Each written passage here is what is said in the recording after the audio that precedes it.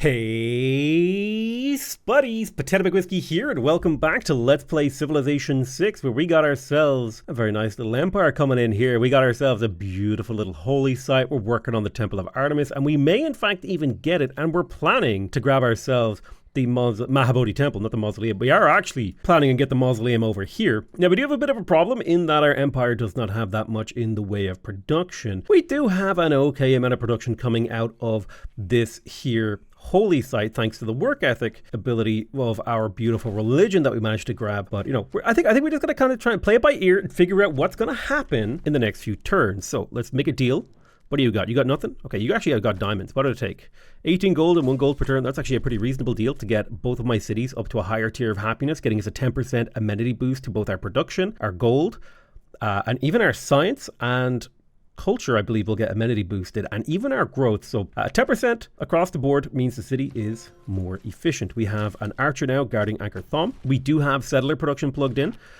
I would like to get a couple of builders sent over to Yasodharapura, but I think I might be able to squeeze out a settler before we do that, because I do have a city that I want to settle over here. And if we could get the Petra as well, oh, we get the trifecta. We could even maybe go for the Tundra Petra, although we don't have enough chops really anywhere to go for a Tundra Petra. There is a spot right here, which is actually a pretty decent Tundra Petra. There's an even better spot here. I'm trying to find the exact best spot for this, where we maximize our Tundra tiles, but we also get fresh water. We want to be able to build an aqueduct in our Tundra Petra city, which means maybe on the deer. If we settle on this deer, almost entirely a Tundra city there. No holy site on water, but that's fine. All right, loving it. There's the Temple of Artemis. So each camp, pasture, plantation within 4 tiles of this wonder provides +1 amenity. Now, it's important that we explain how this actually works. Also, we just got drama and poetry boosted from that. Basically, how this works is any of those tiles, right, including this pasture here, 1, 2, 3, that's actually an extra amenity right there that we're gonna lock in. It gives +1 amenity to the city that the improvement is in, okay? It doesn't give it to the Temple of Artemis. It doesn't suck up all the amenities for itself. It gives the amenities to the city that works the tile. So that's an important distinction on how it actually works that we need to be keeping in mind. I'm going to crack out a couple of builders to be sent down to Yasodharapura so that we can chop out the Mahabodhi Temple when the time comes.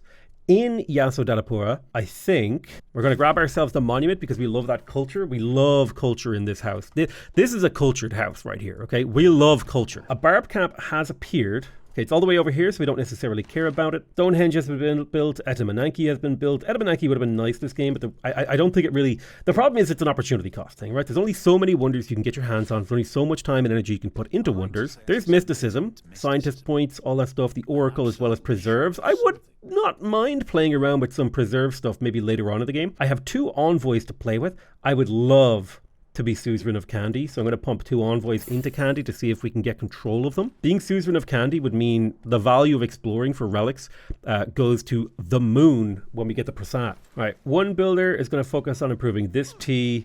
Then the next, I'm going to grab a builder in Yasodharapura for itself. We'll grab you. There's some gold. We'll take the ranger promotion on this guy. So now he ignores all terrain movement costs, which is very nice. +1 era score is beautiful. There's celestial navigation. We have another builder that we can pop over here to improve that. Then I'm going to get started on a harbor. Or at the very least, I'm going to place the harbor. I don't even know if we're necessarily going to start the harbor. I would like to actually research masonry if we could before we move on to researching currency, because I want to be able to place the government plaza, and this right here is actually a pretty decent spot. Then again, I could get the government plaza in Yasodharapura if I were to put it over here. That would allow me to... A couple of things here. I don't know if that's the place to put it. 1, 2, 3, maybe this city could build it right there, but then we're eating into Petra Hills.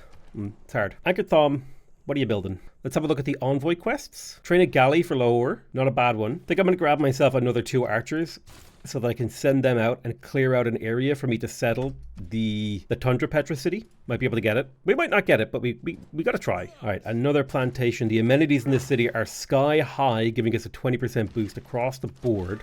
But it also means we have spare things that we can sell to Norway of all people. I do need to get myself engineering, so I'm also going to go ahead and build ancient walls in this city purely to boost that. I'm going to settle this city right here. Boom, perfect. I'll use my gold to buy the holy site tile. We want to get that down ASAP. I am okay with working the food tile, but do focus on production, please. I'm going to grab myself... Well, I should maybe hold off on building missionaries until I have the Mahabodhi temple. Alexander declared war on me, which is mildly worrying considering the war position that I'm in, and I don't like that he has declared war on me. I'm instead going to build ancient walls in Yasodharapura because I want to be able to shoot him with my city. I need to build walls with somebody, so it may as well be there. I love a good war. You know me. I love it when the AI declares war on me. Catapult coming in, of course. Chop here. There's the walls. We can now shoot. Go ahead and build me an archer as well. Make sure we shoot the catapult so they can't get free attacks in on my city. Well, let's swap this tile. I'm going to harvest it so we can get the archer out this turn so we can double bombard this catapult so it can't bring down the walls too easily. And then I'm going to start the production of the prasat. That's going to be +6 faith, +8 in total, and half a point of culture for every pop in the city. It's an immense amount of population that you get from it. Next up, I would like to research the mausoleum because I would love to build that in my capital. I'm going to plug another envoy into Kandy because we're going to keep fighting for Kandy. We want to be able to get Kandy in our under our umbrella of suzerainty if we can. Yeah, the city took a pretty big hit from the catapult, but the catapult has been weakened pretty significantly. Let's harvest to finish the prasat. There's +4 era score. I'm also going to purchase myself a galley here. I know that sounds crazy, but it gives me control over this lake. And then I'm going to start the Mahabodhi temple, and I will faith purchase the mosque in this city so that I can get a missionary next turn with a bunch of charges in it. Let's chop here to finish the archer. These archers will be sent to the north to clear this out. To the north. Archer over there. When you run away. Builders on the tile. We can chop soon. Mahabodhi temple's on the way. Galleys there. That's great. Yeah, that's fine. Definitely want that pasture online. There we go. You're now dead. You shoot him. Perfect. We're in control. Let's chop to finish the Mahabodhi temple sooner. And I reckon things are looking okay. We met Lautaro. It's an honor to meet you. Let's have a quick chat with him. I'll send him a delegation. Plus, I will give him open borders. I will even buy his chocolate. Delicious chocolate. 2 gold per turn, +6 gold up front. That is a pretty reasonable deal. You will not win against that archer, so you need to retreat. All right, what's going on here? All right, catapult. My archer will level up soon. Trio of archers going up to secure the north. And we're looking at some pretty comfy situations here. Right, we do need to get this kill if we can. It'd be ideal, but if he shoots the city one more time, its walls will break, meaning the city won't be able to shoot anymore. I definitely want access to the Petra, as well as the diplomatic quarter, so I'm going to start researching mathematics. Let's keep a move on, shall we? Oh, we can cache this unit. Oh, we don't need to cache this unit. I bet you that archer shoots me, though, over him. That's how the archer works. Even though it has a much better target in its sights, it'll go for me. I will clear out these archers and stuff to the north. That's why these trio of archers is up there. Looks like this guy took a promotion rather than bombarding the city, which is fine by me. Keep shooting them. Let's improve this pasture. There's +1 production as well as knowledge of horseback riding. That brings the city up to a healthy 3 production per turn, as well as a +1 amenity from the Temple of Artemis buff. Looks like they're trying to heal inside my territory. That's unacceptable. I'm going to put a turn into repairing the outer defenses here to refill the walls because the city hasn't taken damage in a long time. Anchored Thumb is now going to work on the harbor just for the sake of locking in the price. I'm going to place the government plaza. I may actually build the government plaza first. And the reason I'll build the government plaza first is because I want the government title to boost Pingala. So yeah, I'll go government title into harbor. And in the meantime, yeah, things are looking okay. Warrior monks over there is what it is. Right, our faith line is incredibly powerful. I'm going to go double missionary, which is what I call a weekend with your mom. Let's upgrade this archer with the garrison promotion because the garrison promotion will give it +10 combat strength, effectively making it like half of a crossbow. All right, here comes the barbed swarm in response to my archers. We shall not be intimidated by your red colors. The reds do not scare me. Let's convert Lahore, wet and wilds. Let's get them onto our side. Lahore. Crossbows hopefully doing the work that they need to be doing. I want to convert Canada as well over to my religion because they will like me more if I do so. I need some chops in this city. So let's see what we can sell. I can sell Diplo Favor for 170 and I can buy a missionary. No, not a missionary. Damn it. I meant to buy a builder. I'd like to try and get a golden age. Oh, that's a man at arms. All right, this battle is going to require careful navigation using the terrain to our advantage. If he steps here, this archer shoots him. This archer goes there. This archer goes there. You know, we dance around him. Next tech is feudalism. We want the +2 build charges on builders because it makes them so much more incredibly efficient. It's like an insane efficiency boost. Pingala is going to get promoted with the connoisseur because I think we just finished He's also going to get researcher too. We just finished some stuff, and now we should see our technology and science jumping up to a much higher level. We're in a much more comfortable position when it comes to the AI, thanks to finishing that government plaza. Let's convert Lingapura to our religion. Lahore now belongs to me. I can't believe you're at war with 2 city-states. You're crazy, brother. But we did convert the city. St. John is next. Wet and Wilds getting in position. All right, I've got one envoy. I'm going to send it to Candy. Convert St. John again. That now belongs to my religion. So we've almost secured ourselves a monumentality golden age. This is where things can get crazy very, very quickly. I need to scuttle out of this and see if I can get maybe a conversion on Puel Mapu. Willy Mapu. I love a Willy Mapu. There we go. Anchor Tom hit pop 10. Golden Age secured. Oh my god, like a phoenix rising out of ashes that we were never in. The godlike gamer build begins. We're about to get the Mahabodhi up as well. We're converting Canada. It's all starting to look a little bit like inside baseball. I don't even know what that means. I've just heard people say it. Canada. Oh, Canada. Give me open borders, please. That's what I was singing for. Ladies and gentlemen, please. All right, let's choose our research. We got mathematics. We have access to the Petra. Lingapura, the second that they finish that holy site, we're going to get started on the Petra. Petra gaming activated. It's happening, boys and girls. I'm going to research bronze working for now. I feel safe doing it. I'm a little bit sad that Lahore may die. I hope Lahore can live. Convert Kingston. Oh, yes. We're converting, baby. Jesus, Canada, what happened? I thought you had an army. It's so rare that I get to convert the AI. So incredibly rare that I get to convert their cities that I'm like genuinely like super excited about. Like this never happens. All right, let's chop here to finish the Mahabodhi temple just to make sure the AI can't steal it. That's +2 diplomatic victory points and 2 apostles. Boom, boom. We evangelize belief. You could argue I should have waited until next turn. Don't care. Technically, I can still wait till next turn if I do something a little sneaky. Taps nose. Let's grab engineering. We want to get our aqueducts up soon. Speaking of aqueducts, let's make sure we carve out a spot for those. All right, holy site is up in Lingapura. That means we're getting the production from that. Let's make sure that we get the Petra in a reasonable amount of time. Mahabodhi temple is completed. There is something to be said for a theater square right there. However, the city absolutely needs its trade route district. So I'm going to get started on that. I'm going to do something just a little sneaky. I'm going to shift enter to end my turn. Oh God, run away, scout. I need you to live. Run. Oh, you're dead. But oh, baby, monumentality golden age. Is this the one that we pick? Absolutely. We're playing a faith-based civilization, +2 movement for all builders. We can purchase civilian units with faith. Builders and settlers are 30% cheaper to build with faith and gold. Bish, bash, bosh. Activate the nosh. That's what I say to your mom. All right, we're going to grab cross-cultural dialogue because we want that that science for spreading our religion. Now, there's a few really good options here. Religious colonization means if we settle a city, it will actually start with our religion. That means we don't have to spend faith on spreading it. Considering we're going to be spending faith on creating the cities, this seems like it could have a lot of value. Now, in my opinion, the greatest one for passive spread in the game is itinerant preachers. Crusade is really powerful if we want to go to war with civs later on in the game. If we decide that we want to kill Canada at some point, this could be really powerful. +10 combat strength is insane. I think considering we have an entire western continent to our left open, with a monumentality open, I'm going to go for religious colonization. There's the +4 era score that we delayed by waiting a turn. I'm glad that this is flipping independent, you fool. All right, we're converting Toronto. I never get to do this, dude. I never get to spread my religion like this. I will say that ranged units should get positive combat strength, and I should say grievances against me should be stronger, so people are less incentivized to go to war with me. Melee 1 and unmet player 1, that's fine. I'm going to step over here. I'm going to convert this city.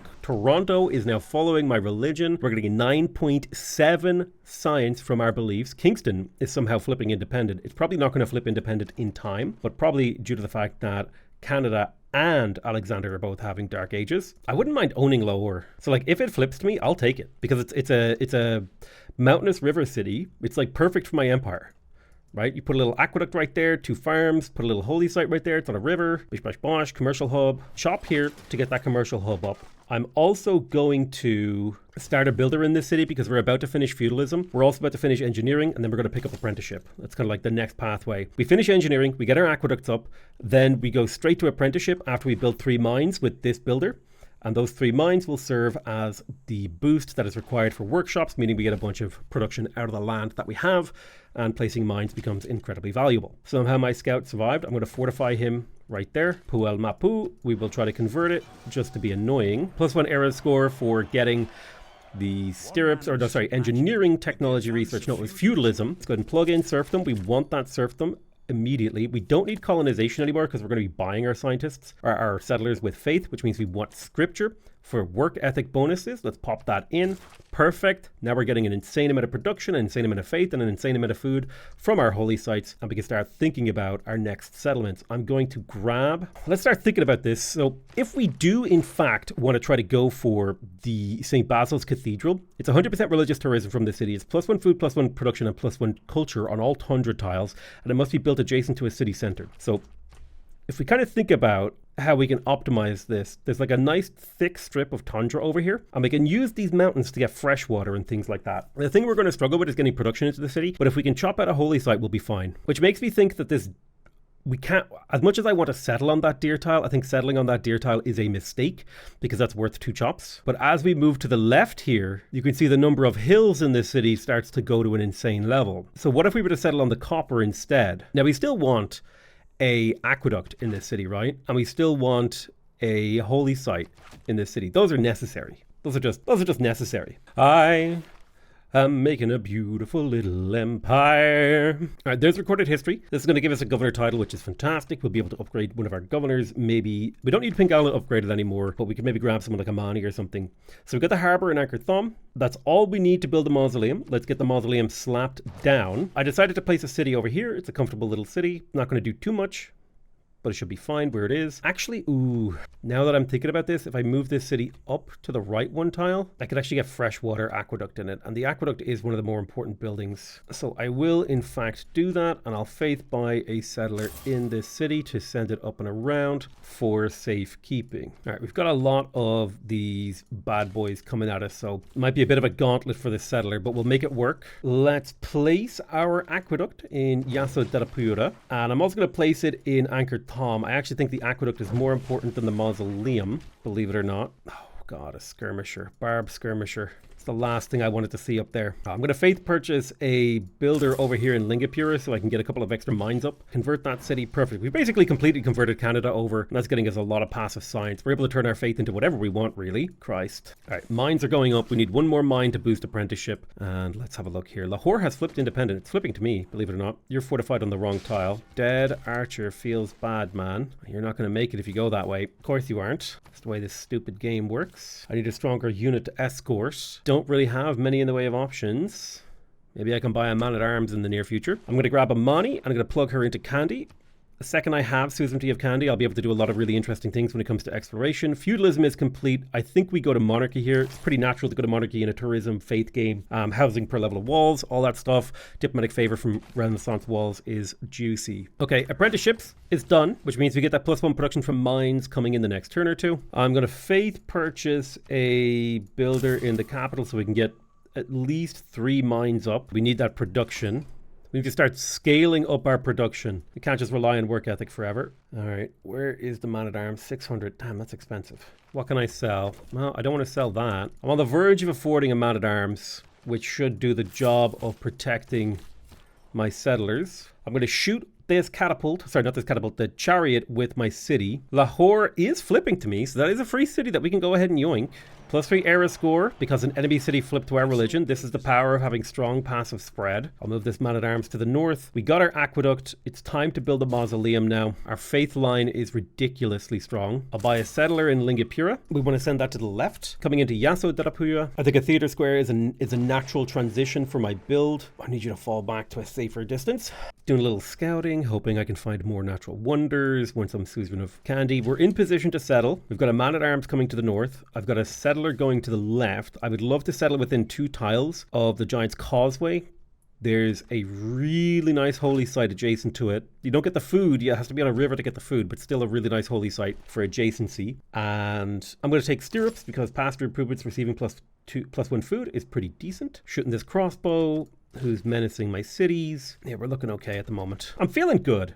I'm Michael Bublain, you know what I'm saying? And I'm feeling good. All right, we're going to found this city right here. We'll put the archer into the city. We'll promote this archer with garrison so that it hits these guys harder. I'm going to start with I would like to start with the aqueduct and then the holy site and get this city up and running. But I don't want to do that that chop there. So I'll just get the city to build a scout for now so we can explore the map more. And then we'll inject resources into that city to get it up and running faster. We'll put a little pasture right there. Move you across as well. You can jump into the water. Exploring their empire. It's always useful to know what your enemies are up to. This crossbowman has stepped into the wrong town. Get wrecked, loser. We are going to be keeping the city of Lahore. Now, where is the best place for a holy site? So we've got 2 choices for +4. I think then the choice is, where does the aqueduct go? And I think this is a better tile for an aqueduct. So I'm going to say aqueduct goes here. Holy site will go there. The commercial hub will go here. Boop, boop, boop, boop. And then some random district will go here to boost this up an even higher level. But yeah, let's get started on the holy site because we want that production from there. Eventually we'll help that city out. I'm going to reassign Magnus to Lahore, because there is some potential chops in here if we can get around to it. Let's make sure we lock in the best tiles in this city. So we lock in the pastures, we lock in the rice. That looks good so far. I'll put a mine right there. You keep moving to the left. That's a holy cider campus there as well. Got a lot of potential in the late game for like different vibe transitions in our empire. All right, so there's divine right. I don't know if we necessarily want to switch to monarchy right away. I'm not against switching. I just don't know if it has to be right now. Shoot that. Man-at-Arms, because he's being annoying. I need to find where they're coming from. Coming from over here somewhere. Now, we want to be within 2 tiles of this to get the era score for it. We also want to get a holy site adjacent to it. That's really good. I could put my city center right here. And then if I put an aqueduct right here, this starts to look even better. Well, no, it looks the same because it's scaling off of the woods, which is perfectly fine. Let's chop this. That'll get the Petra 2 turns sooner. And it would be nice to get that Petra. Oh, baby, would it be nice to get that Petra. I'm going to faith buy another settler to be sent up here. And I can kind of tell, based off of the spacing of these 2 cities, that a possibly optimal place for a crossroad city would be right here. So that's where I'm going to park it. That's like how we can fill in our empire comfortably. Theocracy is much more for the late game transition in a culture game rather than actually like the build that you keep with. I guess the 15% discount on purchases with faith is incredible, and then we can transition to monarchy if we want to. So it might be really good. All right, what are we looking at here? There's Petra. +2 food, +2 gold, and +1 production on all desert tiles for this city must be built on a desert of floodplain. God, look at these wonder animations. They really nailed it in Civ 6. Like, that is just such a good animation. It's such a simple idea of having like the actual like scaffolding and stuff kind of get teared away, but man, they just nailed it. It's so good. But look at these 2 food, 4 production Petra tiles. Like, that is insane, especially with the fact that they give +2 gold as well. Like, bish bash bosh, beautiful. I don't like seeing that skirmisher guy haranguing and harassing my my population. So culturally, I think it would be a good idea if we started unlocking walls to prepare the construction of them. So I'm going to start unlocking walls, castles, and siege tactics. That's going to be a big part of our transition. Petra is complete. It would be nice for us to get the aqueduct in Lingapura, as well as the fully built holy site. I'm also going to place the harbor because we want a trade route in this city, and this makes use of a low quality water tile to give us the trade route without using up one of these really nice river tiles that we have. +3 era score for our first high adjacency theater square. That's amazing. I think in Indrapura, oh god, you run 1 tile to the left. In Indrapura, I'm going to purchase a trader to help the city get going. I'm going to build the market in Yasodharapura so I can get another trade route. I'm going to found this city right here, +3 era score for being within 2 tiles of a natural wonder, which is incredible. I'm going to immediately begin the construction of a holy site right here. That's a +6 holy site, by the way, which is insane. It means that's going to be worth 12 production when finished. So getting a chopper over there would be insane. In Lahore, I'm going to immediately begin by purchasing builders in here to get around to chopping and stuff like that and get them in position for the Magnus establishment shoot there. The Magnus establishment sounds like a council of like Norwegian dudes. The Magnus establishment has spoken. You have been found wanting for your lack of fjords. All right, open borders with this dude. Gimme, gimme, gimme, gimme. I want to explore your lands, like the way I explored your mom. Apologies, I will look elsewhere. He's mad that I settled near him. Now, thankfully, I do have the mod that tells me exactly which tiles he will get mad about if I settle on. And it just so happens that none of the tiles that I want to settle on will make him mad, which is the perfect situation to be in. This trade route, I'm going to prioritize getting production. So I'm going to trade with Anchor Thom because +3 production, +3 food will mean that this city will finish the scout that it's building much faster, so we can scout more of the world. Let's get this tea online. Also, I could probably sell off this tea, Canada. And Lautaro. I'm going to buy everyone else's luxuries so that we can chooch away with 4 ecstatic cities. Remember, ecstatic gives you 20% to all yields. Incredibly powerful. All right, this scout is, or the barbarian skirmisher is now up in the north, which means I feel safe stepping up into the fog of war, into a hill to get to here. I'm going to go ahead and faith purchase a settler in Lingapura to be sent up over here. I'm also going to shoot this loser who's attacking my city. I'm going to go ahead and faith purchase another builder in here so we can set up some tile chops. They are only jungle chops, but they'll do. I'm not one to turn my nose up at a half value chop, which is what a jungle chop is. A Magnus jungle chop is still worth it, in my humbly awesome opinion. All right, step in there, chomp. Aqueduct in Lingapura is done. Let's go ahead and settle this city. In terms of where we want to position things, I think we could build a nice road of districts here, like if we were to go aqueduct. Well, I also want to think about where am I going to get farms? Ooh, I could get farm. There's a wheat resource right there. So if I were to put a aqueduct here, get myself a couple of farms, little farm triangle right there, you know, it's starting to look a little tasty. The only thing about this is that it means my holy site is limited to +3-ish. Whereas if I place my holy site here, and I place my preserve here, my aqueduct here, and then I were to plant another forest here, this would be a +4 holy site. So I think what I will do is I will go double lumber mill here to get the +4 holy site. It's a lot of production over the course of the game. Lingapura has completed its aqueduct. I think it's natural for me to want to get the monument up. City's making 32 production per turn, which is absurd, by the way. It's a ridiculous city for ridiculous people. Continuing to scout, finding other people's empires. A lot of knights roaming around the world. Ooh, you're taking some damage. Don't like that. There's lumber mills. We do have the option to build lumber mills now. I'm going to chop this tile. Boop. In favor of placing the aqueduct right there, so we can slowly work on that in Indrapura. And then I'll send a scout over this vague direction. Put a mine right there in Lahore. Move 1 tile to the right and chop. There's the holy site completed. Let's make sure we get the aqueduct because we are benefiting from the extra production from the holy site. It's 8 production per turn, which is absurdly good. Let's shoot the crossbowman. You stay fortified where you are. In fact, I'm going to fortify you and then upgrade you to a man-at-arms. So you'll be nice and powerful. We got the monument in Lingapura. I'm going to go ahead and build the shrine, the prasat, and the mosque. And man, look at this empire. This is a tasty empire. This is a very, very satisfying empire building exercise. But I'm going to call that the end of the episode. I want to thank you guys very much for watching. I love you all very much, and I'll see you guys next time. Bye-bye.